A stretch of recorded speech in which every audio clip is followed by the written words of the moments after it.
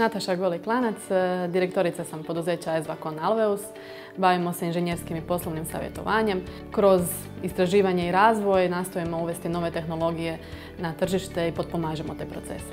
Poduzeće je osnovano 2006. godine u Rijeci sa željom da potpomognemo razvoj i unapređenje novih tehnologija u brodogradnji i u inženjerstvu općenito.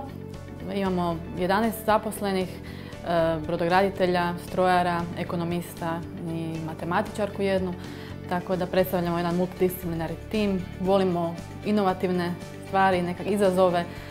U principu svaki posao koji dobijemo za nas je nešto novo na tržištu općenito i jedan veliki izazov za cijeli tim.